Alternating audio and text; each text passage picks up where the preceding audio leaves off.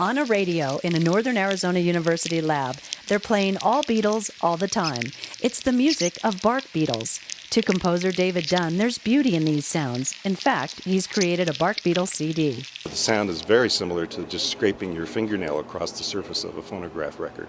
But scientists hear this as a symphony of destruction. They kind of sound like an angry squirrel.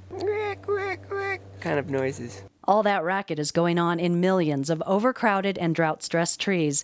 Tired and dehydrated, they can't create enough resin to push all the bugs out. So creatures the size of a grain of rice are killing entire pine forests. It takes hundreds of years. These are slow-growing trees. They're actually really well defended, typically. But, when conditions change, it only takes weeks, sometimes days, for a tree to die. For me, it's a war, I guess you would say.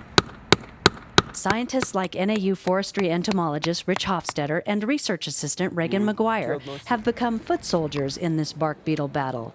They've brought Dunn into the trenches to listen to the trees and record the chatter from the enemy under the bark. These insects are sensitive to sound. Sound is a part of how they go about sensing and organizing their world, and we're interfering with that. We use several different species, and it's a combination of these aggressive and courtship calls that really, it's our hope to sort of confuse them, stop their ability to reproduce. Using tiny speakers as weapons, like the kind you'd find in a musical Hallmark greeting card, scientists have engaged in sonic warfare, altering the sounds. And turning the Beatles' chirping galleries into shrieking chambers of horror.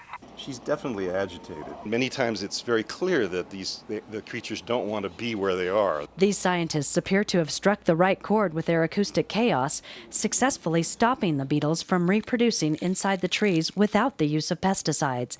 Now their challenge is keeping the beetles from entering the trees in the first place. For Inside NAU, Bonnie Stevens with the Ecological Restoration Institute.